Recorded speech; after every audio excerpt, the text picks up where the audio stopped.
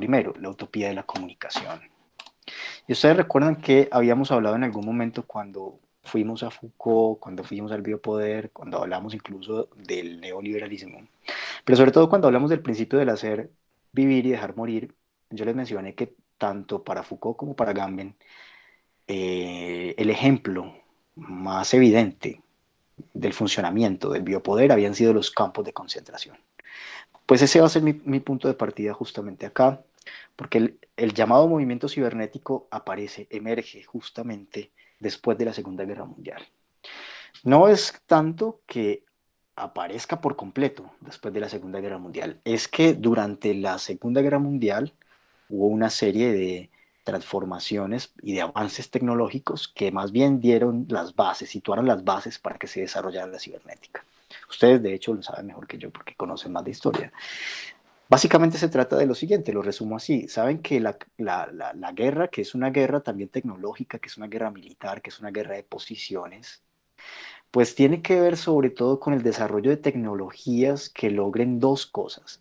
La primera, hacerse invisible para el enemigo. Y de allí el interés, sobre todo de los alemanes, en desarrollar unos submarinos que lograran pasar desapercibidos por los radares. El segundo, lograr anticiparse al movimiento del enemigo a través de la infiltración de la comunicación, ¿cierto? Es decir, diríamos a través de las chuzadas, entonces, de las formas comunicativas de los ejércitos opuestos. Entonces esos dos son elementos claves, porque esos dos elementos claves definen la estrategia del contrincante, pero también permiten posicionarse de mejor forma en el campo de batalla. Parte de esto ustedes lo pueden ver quizá en esta película que se tituló, se tradujo más bien como Código Enigma, que muestra justamente parte de la vida del señor Alan Turing, al cual, o en honor al cual se crean nuestros dispositivos Macintosh. Eh, la manzana, pues, es justamente el símbolo de la muerte de Alan Turing, quien aparentemente se suicidó con una manzana envenenada. Pero el asunto de Turing, en realidad, y con la película que les menciono, es que él está allí, ha sido llamado por los ingleses para que comience a trabajar en un proyecto que logre descifrar las comunicaciones de los alemanes. No solo él, eran ejércitos de matemáticos, de lingüistas, de varios profesionales que estaban encargados o tenían como tarea descifrar la comunicación del enemigo. Pero es muy difícil descifrar la comunicación de los alemanes por una razón fundamental, y es que la comunicación, pues, evidentemente estaba cifrada. No, pues eso no ocurría solo con la comunicación de los alemanes. Evidentemente cualquier ejército, para evitar ser infiltrado en sus comunicaciones, pues cifra, establece unas cifras, unos códigos para los mensajes que transmite. Pues esta era una información codificada, pero el problema de esa información codificada era que el código madre cambiaba cada 24 horas. Entonces, cuando estos científicos estaban próximos a descubrir el código raíz, el código fuente, digamos, ya habían pasado las 24 horas y ya volvía a cambiar el código. Entonces era imposible realmente lograr anticiparse a esa velocidad a través de la cual cambiaba constantemente el código fuente con el cual se cifraba la comunicación de los alemanes. Y básicamente es muy difícil hacerlo porque lo que cifra la comunicación es una máquina. Entonces, pues la deducción de Alan Turing es que si ponemos a un ejército de hombres a descifrar a una máquina, no vamos a lograr hacerlo mmm, con la velocidad que se requiere. Entonces, Turing dice que solo una máquina puede descifrar otra máquina, y bajo ese principio dedica sus esfuerzos y pide apoyo gubernamental para crear esa máquina que descifraría otra máquina. Pues su proyecto fue bastante controversial, tuvo bastantes dificultades, pero finalmente funcionó. Y a través de ese principio, entonces, podríamos decir, aparece la lógica de la utopía de la comunicación, o más bien del llamado movimiento cibernético. Es decir, la posibilidad de crear una máquina inteligente capaz de codificar y decodificar a otra máquina. Entonces, pero van a ocurrir muchas cosas durante la Segunda Guerra Mundial y parte de eso saben ustedes que tiene que ver con que esta también es una guerra intelectual, con que también hay un reclutamiento de los mejores intelectuales, sobre todo de parte de Alemania y de Inglaterra. Incluso hay una fuerte pugna por ver quién tiene a los mejores físicos. Esto también lo pueden ver ustedes en una película que se titula Einstein y Eddington. Eh, y Eddington pues, era un físico inglés que finalmente fue el que demostró la teoría de la relatividad de Einstein. Pero bueno, lo cierto es que buena parte de estos científicos se fueron o fueron echados finalmente porque no comulgaban con el régimen nazi. Einstein fue uno de ellos. Pero lo que quiero señalar es que buena parte de ellos fueron a parar a Inglaterra. Y entonces en Inglaterra, el encuentro de estos intelectuales de distintos campos y de distintos países comienzan a configurar un movimiento que lo que busca es generar una solución, buscar una solución para que nunca más vuelva a ocurrir algo parecido a lo que ocurrió durante la Segunda Guerra Mundial con los campos de concentración. ¿Por qué los campos de concentración encierran el horror de la Segunda Guerra Mundial? Más allá de los asesinatos masivos o no, o de las muertes de las personas. Pues fundamentalmente por dos razones. La primera es porque eh, no se podía explicar cómo era posible que hubieran tantos campos de exterminio y que no se supiera. Entonces, sobre todo lo que ellos buscan es que no vuelvan a haber secretos en la toma de decisiones de los gobiernos. Ese es el primer punto. Y el segundo punto es que es necesario que la toma de decisiones sea una toma de decisión racional. Por lo tanto, los hechos demuestran que los hombres tienden a equivocarse y por eso lo que ellos pretenden es que sea una máquina inteligente la que tome la mejor decisión de acuerdo a la información de la cual dispone. Entonces, en eso consiste el proyecto cibernético y en eso consiste la llamada utopía de la comunicación. Crear una máquina inteligente que sea capaz de tomar decisiones gubernamentales y que la información que circula sea una información transparente, que sea una información que está al acceso de todos los públicos. Eso es en el fundamento la utopía de la comunicación. Pero diríamos, ¿qué es entonces lo que tiene que ver eso pues, con nuestra situación actual? Bueno, de un lado, pues es evidente que a partir de allí aparecen las primeras computadoras, los primeros autómatas, las primeras máquinas artificiales, máquinas inteligentes, pero sobre todo aparece la idea de la sociedad en red, porque la única forma en la que la información puede ser transparente y puede estar disponible para todos los públicos es a través de una red por la cual circula esa información. Entonces esa era la idea, ¿no? Que hubiera una red de comunicación. Y fíjense lo interesante, porque esa red de comunicación debía ser global. Estamos hablando cerca de la década del 60, más o menos. O sea que casi que podríamos decir que antes de las dos globalizaciones que conocemos un poco más, ¿no? La globalización económica, que si se quiere se instala con fuerza desde el 80. Claro, hay otras versiones, ¿no? Desde luego ustedes saben que Wallerstein habla de un sistema mundo y demás, pero diríamos que la globalización como fenómeno ya económico, tal cual hoy lo observamos, aparece allí, ¿no? Digamos, en la recomposición del sistema mundo después de la crisis del petróleo, y después del ingreso de la automatización electrónica, eh, y desde luego a través del despliegue del neoliberalismo. Esa es una globalización que conocemos, ¿no? Globalización económica. Y una segunda, que es más reciente, que también está a nuestra vista, es la globalización cultural, ¿no? Que llamamos multiculturalidad, multiculturalismo, y que tiene que ver pues ya con los fenómenos de interacción, de migración de los diferentes personas que nos llevan pues a hablar incluso de una ciudadanía global. En fin. Pero fíjense que aquí estamos viendo un modo de globalización anterior a esos. Casi que podríamos decir que la globalización de la informática al menos como proyecto, antecede a las otras dos globalizaciones. Ahí ya estaba eso en mente. La idea era entonces lograr generar esa sociedad en red que permitiera que la información fuera transparente. Entonces ahí hay un principio fundamental y es el principio de la transparencia de la información. Bien, ¿qué más ocurre entonces aquí? La idea entonces es que si tenemos a disposición la información, que si esa información es transparente, no hay secreto, les decía ya, pero sobre todo que eso evita la entropía de los sistemas, ¿cierto? Entonces, a mayor información circulando, a menor secreto, pues hay también menor entropía, es un poco como la idea.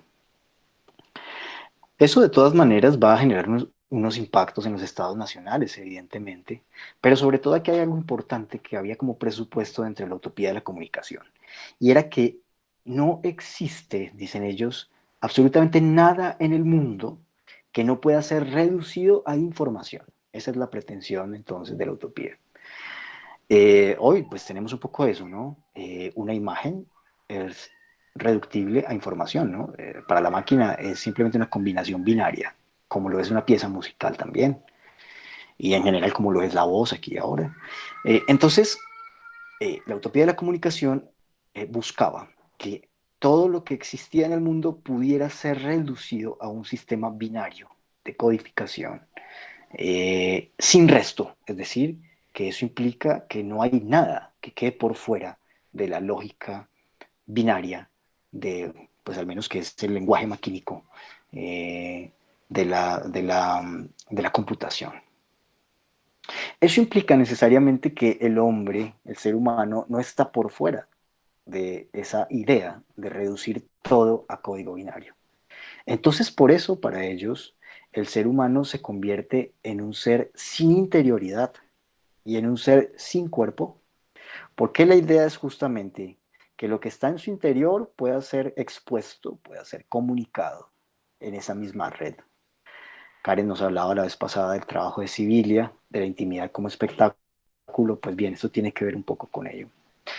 Pero además de que su cuerpo no sea un obstáculo para que él pueda circular por ese mundo cibernético. Entonces la idea es que haya un ser reductible a información, sin interioridad y sin cuerpo, que pueda transitar, digamos, a la misma velocidad de la información. ¿Cómo? Pues a través de máquinas de comunicar, es tan sencillo como eso. Hoy es más evidente, ¿no? A través de estos dispositivos que tenemos aquí. En ese momento era apenas una idea. Hoy tenemos las máquinas a la orden del día. Pero hay algo más allí que está en el presupuesto de la utopía de la comunicación. Y es que, dicen ellos, todo el mundo, todo lo que existe en el mundo puede entenderse a partir de la lógica de las relaciones. O sea, lo que existe en el mundo son relaciones. Entonces, lo que yo hago es decodificar esas relaciones para ponerlas en lenguaje binario y a su vez establecer de nuevo otro tipo de relaciones o recodificarlas para transmitirlas. Eso implica necesariamente que las máquinas de comunicar, como eran concebidas justamente en la utopía de la comunicación, como son eso, máquinas de comunicar, pues están sustentadas en las relaciones comunicativas. Entonces, progresivamente, lo que se busca con la utopía de la comunicación es que si, si la existencia humana está basada en las relaciones sociales y en las relaciones comunicativas, y lo que existe en la interacción humana todo el tiempo son esos vínculos de lenguaje, pues lo que tenemos que hacer básicamente es transferir esas relaciones sociales, transferir esas relaciones comunicativas al campo de la máquina. Es decir, relaciones sociales sí, pero reabsorbidas a través de el sistema cibernético. Entonces, básicamente, bajo esa idea, fíjense, comienza a aparecer ya ese presupuesto de que las relaciones sociales pueden todas ellas reabsorberse en la lógica cibernética, en que el intercambio social puede todo él realizarse a través de la mediación tecnológica. Esa es la idea, insisto, por ahora era una idea de la utopía de la comunicación, pero esa es ya hoy nuestra realidad. Un ser digital constituido por información cuyas relaciones sociales se sostienen por vía mediada, digamos, a través de la mediación tecnológica. Entonces, eso va a implicar necesariamente que la particularidad de lo humano, porque si volvemos sobre Agamben, con la idea de que el ser humano es Zoe pero es bios, y si el bios es el ser político, pero ¿qué es el ser político? ¿Cierto? Lo dijimos brevemente el otro día, es la posibilidad que tienen los hombres libres de intervenir en la esfera pública. ¿Y cómo intervienen los hombres libres en la esfera pública? Pues evidentemente a través de la deliberación, a través del discurso. Un hombre bios o un ser político, en términos aristotélicos, es aquel que está o tiene la posibilidad o está en potencia de tomar la palabra para discurrir, ¿no? Digamos, para eh, comunicarse discursivamente. Pero si ese campo de, del discurso ha sido reabsorbido por la máquina, ¿qué pasa entonces si ese vínculo social, si esa potencia,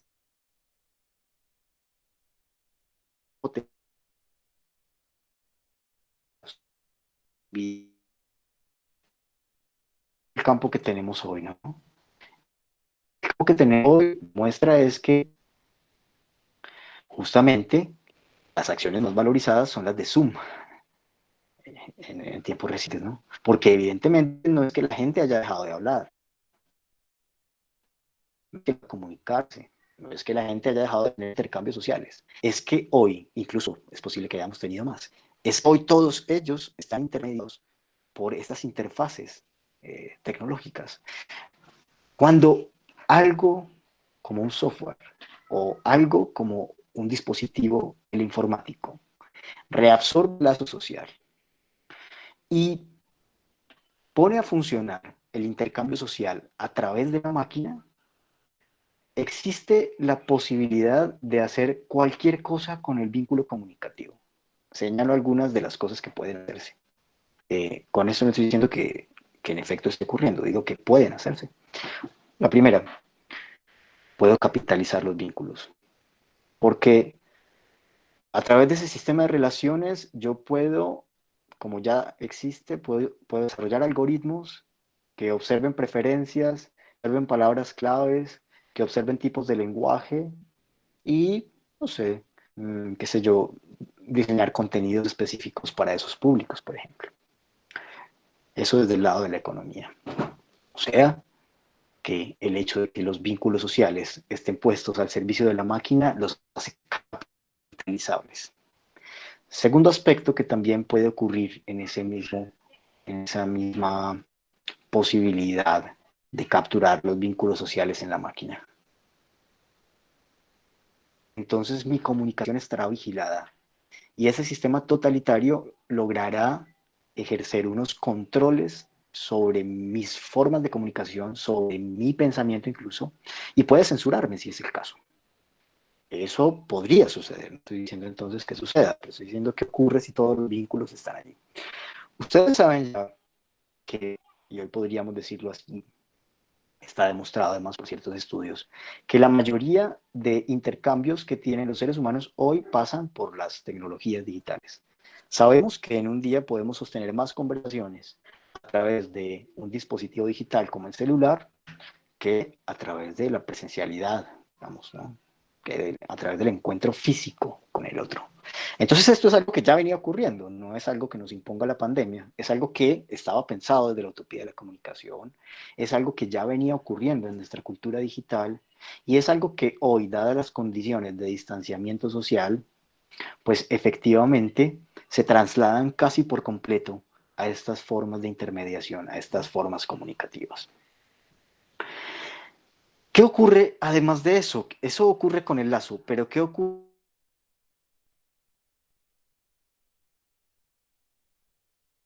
con el sujeto en una especie de ser digital? Hay un texto muy interesante de un sociólogo llamado Nicolás Negroponte que se titula Ser Digital y en él muestra que algunos experimentos eh, biológicos, genéticos, muestran ya que existe la posibilidad de convertir genes en bytes. Si yo logro hacer eso, entonces ya tengo un conmutador que hace compatible el código genético con el código maquínico. Y eso realmente, y este texto de Negroponte quiero decir además es de hace más de una década y media quizá, si esto es ya posible hoy, entonces estamos cada vez más cerca de la fusión hombre-máquina, pero de la fusión completa, una fusión en donde ya no necesitaremos más incorporado, un poco más como prótesis del cuerpo propio. Si siguen algunas de estas series recientes, como Black Mirror, por ejemplo, se habrán dado cuenta que algunos de sus capítulos ya muestran esta complementariedad entre hombre y máquina. No sabemos qué pase, pero de todas maneras, simplemente quiero señalar con esto que además lo que se busca es que cada vez más la integración entre hombre y máquina sea mucho mayor. Básicamente lo que quería mencionar, la referencia que estoy tomando para hacer este recorrido es de un autor francés que se llama Philippe Breton, que es el que justamente retoma todo esto del movimiento cibernético, esto que se llama o se llamó la utopía cibernética, que además algunos dicen fue la última utopía de la modernidad, cuyo exponente, olvidé decirlo, fue el señor Norbert Wiener, que estaba justamente en Inglaterra. En Bretón, pues hay muchos más elementos por explorar. Les invito de todas formas a que puedan dirigirse directamente a la fuente. Él anuncia algunas cosas, yo me permito simplemente mencionar un par de ellas como para cerrar y abrir la discusión.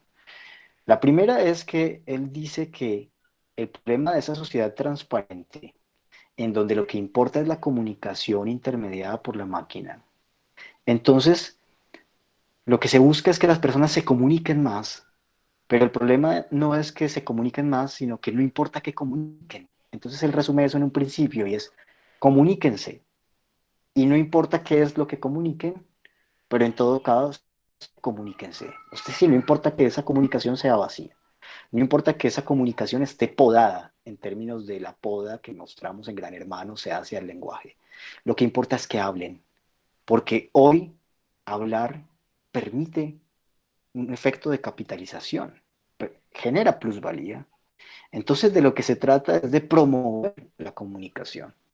Y promueve la comunicación el capitalismo por distintos canales hoy. Es lo que se busca, que la gente hable. De qué hable, no importa, solo que hable.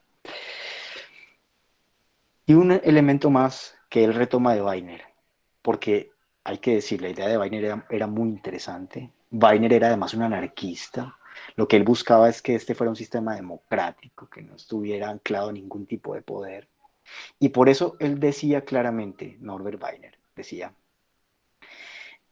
el día en el que esto se privatice, el efecto va a ser mucho más devastador que si nunca se hubiera inventado. Y creo que estamos más o menos en esa época y creo que eso que decía Weiner tiene mucho sentido y comenzamos a verlo. Finalmente, el efecto que esto va a tener en un tiempo no muy largo es que el distanciamiento social, que, que ya era efectivo, porque estábamos con otros, pero no estábamos con ellos, estábamos con otros, pero estábamos mirando el celular, estábamos comunicándonos con personas que no estaban allí físicamente. Pues bien, el distanciamiento ya existía, pero el asunto es que en la medida en la que el semejante sea alguien que aparece como una amenaza para mí, en la medida en la que su presencia corporal es experimentada cada vez más como algo amenazante, pues el distanciamiento ya no necesitará ser impuesto por un gobierno, sino que simplemente cada sujeto buscará la forma de distanciarse para evitar el riesgo. Dejo ahí, recibo sus comentarios. Muchas gracias.